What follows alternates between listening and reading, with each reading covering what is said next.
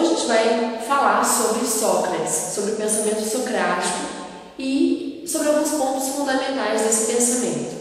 Bom, Sócrates foi um homem que dedicou a sua vida à compreensão de uma dimensão de interioridade chamada alma. Então Sócrates foi um homem que durante a sua vida ele não buscou acumular bens materiais, ele não achava que esse era o objetivo da vida. Muito pelo contrário, o objetivo da vida era tentar compreender a alma, tentar compreender essa dimensão de interioridade que, segundo Sócrates, constituía todos os homens, independentemente da sua posição, do papel que esse homem desempenhava dentro da polis, então, independentemente do lugar que esse homem ocupava dentro da organização política. Bom, antes de Sócrates, então, a alma era visualizada como alguma coisa que abandonava o homem no momento da morte. Então, a alma era esse sopro que abandonava o homem quando esse homem morria. Mas a partir de Sócrates, a alma passou a ser vista como de uma maneira diferente. Então, a alma é vista como uma dimensão que constitui o homem. Então, o homem tem uma dimensão material, corpórea. Mas, para além dessa dimensão corpórea, o homem é dotado de uma dimensão imaterial chamada alma, que o constitui. Então, bom, somos feitos de corpo e alma, a gente só consegue ver essa dimensão corpórea, mas, para além dela, então, existe essa dimensão imaterial. Bom, mas o mais interessante não é a consciência dessa dimensão que nos constitui a todos nós, independentemente, então, da posição que nós ocupamos dentro da polis. Mas são os conhecimentos, são os valores que estão contidos dentro da alma. Então, essa é uma questão fundamental para a gente aqui. Então, a alma sabe das coisas, a alma conhece a verdade. Então, a verdade deve ser buscada dentro do homem. Então, é por isso que se diz que Sócrates promoveu a segunda virada na história da filosofia, uma virada para o interior, uma tentativa de compreensão dessa dimensão de interioridade, que sabe das coisas, que conhece a verdade.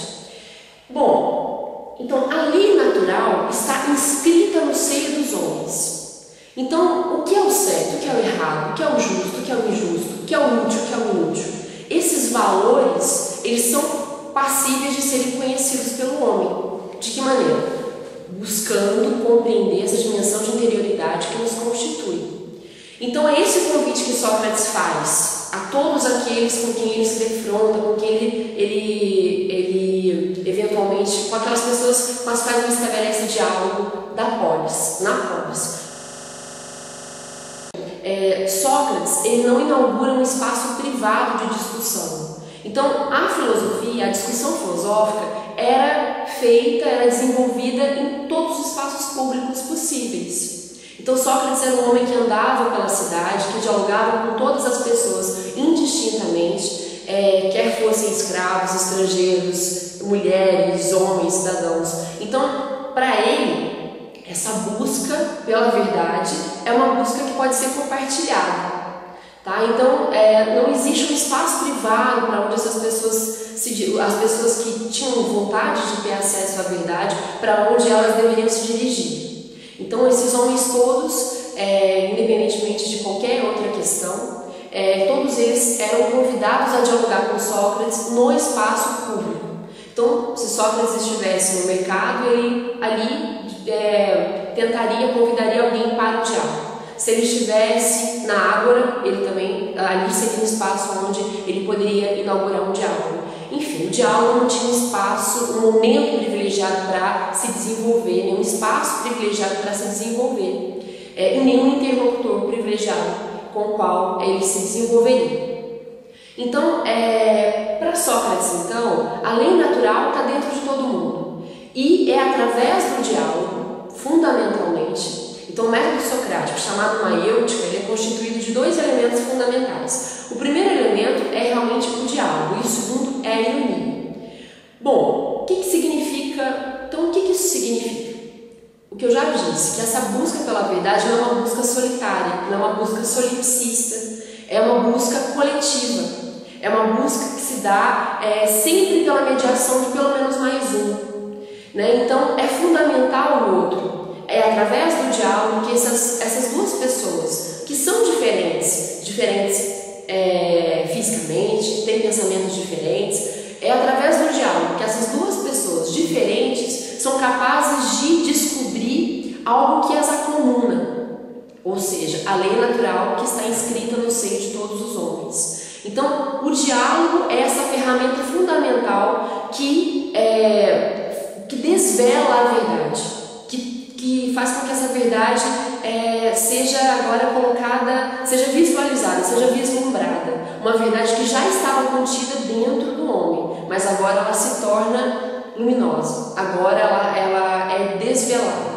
Então agora ela é possível de ser visualizada e, para além disso, então, a partir do momento em que o homem consegue distinguir então a verdade, perceber então o que é o certo, o que é o errado, o que é o justo, o que é o injusto, o que é o útil, o que é o inútil, então, mais importante do que compreender essa diferença é a possibilidade desse homem agora se comportar de acordo com os valores da justiça, com os valores do útil, com os valores do bem. Então, isso é fundamental. Então, para Sócrates, o conhecimento, a busca pela verdade, ela é fundamental para que esse homem possa se orientar de acordo com essa verdade, possa agir de acordo com esses valores verdadeiros. Então, para ele, não existe uma pessoa má por natureza. As pessoas não são más por natureza. Todas elas são boas por natureza. A maldade não tem existência ontológica. Ou seja, o bem, ele é uma verdade eterna e imutável. O bem existe plenamente. Agora, o mal não. O mal é a ausência do bem. O mal é, na verdade, a ignorância desses valores, daquilo que é certo, daquilo que é justo, daquilo que é útil. Por isso, então, ele acha que é fundamental a educação das almas. Almas educadas, mas dessa maneira, não é educação formal. A gente não está falando aqui de educação de bancos acadêmicos. Não é educação acadêmica, é educação moral. Então, para Sócrates, a educação moral é fundamental para que essa comunidade seja feliz. Então, a felicidade para Sócrates, ela é percebida dessa maneira. É uma felicidade coletiva, é uma felicidade perspectivada de maneira macro e não micro. Não estou falando de felicidades individuais, estou falando de uma felicidade da polis, da felicidade da estrutura social, visualizada dessa maneira. Então, para Sócrates, tudo começa com a compreensão da alma. Então, eu devo tentar compreender essa dimensão de interioridade que constitui a mim e ao outro. E quando então eu compreendo aquilo que está dentro de mim através do diálogo, quando eu compreendo essa dimensão de interioridade, na verdade eu estou compreendendo aquilo que constitui também o outro.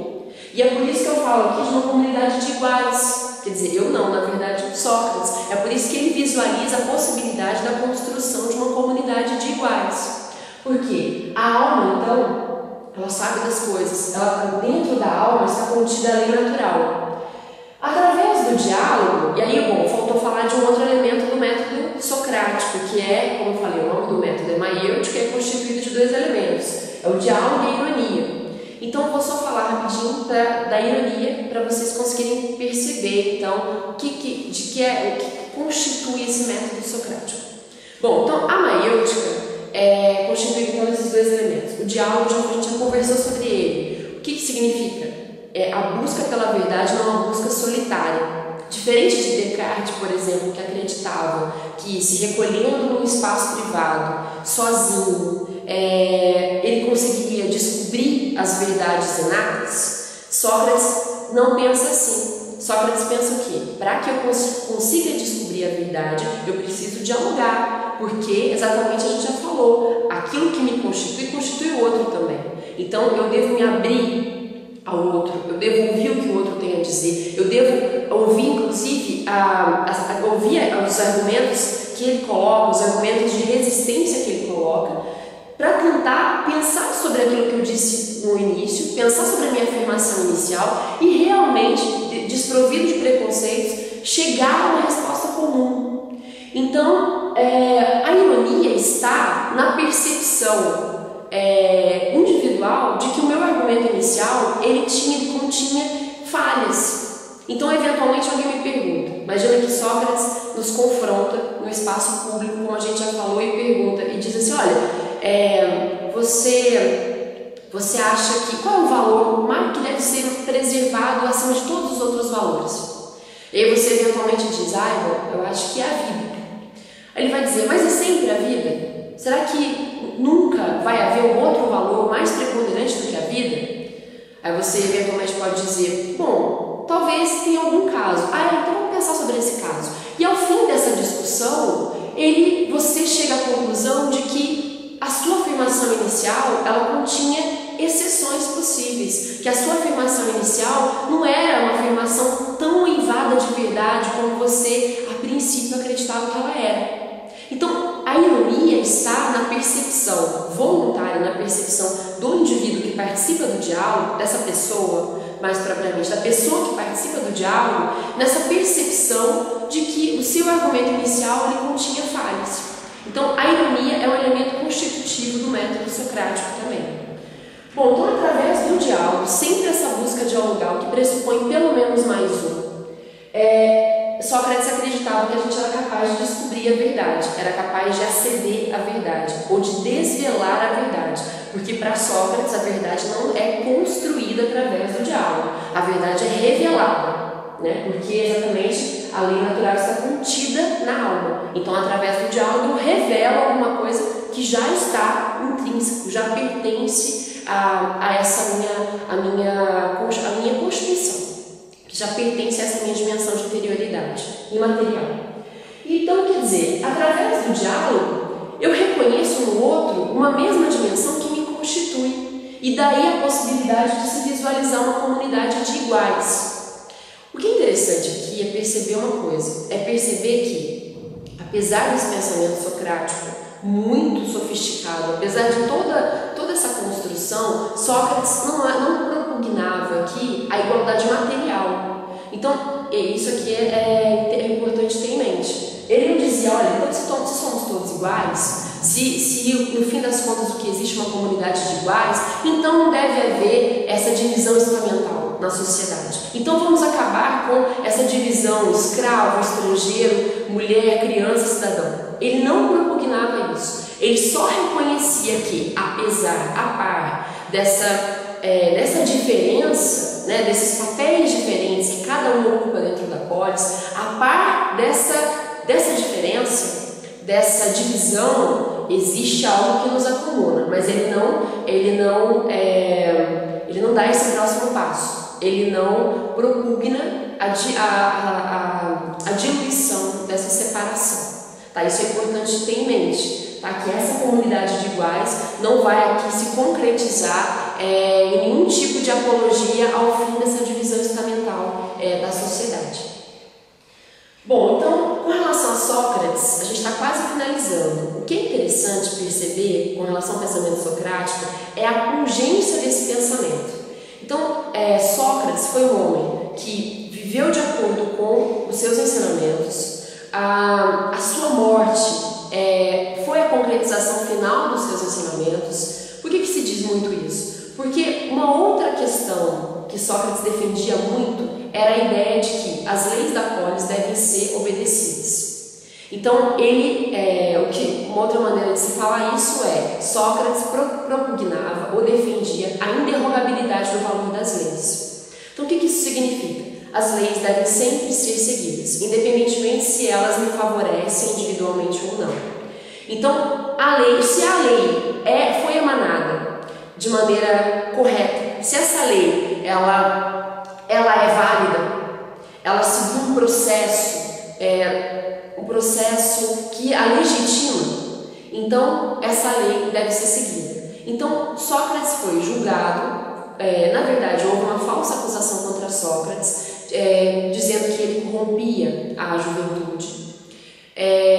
Não vou entrar no mérito, mas na verdade Sócrates, devido a esse diálogo no espaço público e ao fato dele também de estabelecer diálogo com qualquer um, a gente consegue já visualizar, perceber que ele foi alimentando inimigos, porque não é todo mundo que gosta de se ver defrontado com o fato de não saber tudo.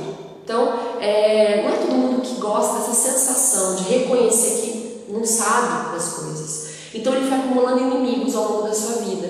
E, por conta disso, surgiu uma falsa acusação contra Sócrates ele foi condenado a tomar cicuta e ele não fugiu ao cumprimento da sua sentença. Ele tomou cicuta e ele morreu obedecendo às leis da polis. Então, Sócrates foi um homem muito enigmático. É um pensamento muito enigmático, um pensamento que influenciou a história da filosofia decisivamente e a história da filosofia do direito também. Bom, no próximo momento a gente vai falar sobre a influência de Sócrates no pensamento platônico, que também é visível, muito clara, e a gente consegue perceber em vários momentos, mas consegue perceber também de maneira muito clara, por exemplo, no mito da caverna. Bom, mas muito obrigada então pela atenção e até nosso próximo encontro. Obrigada.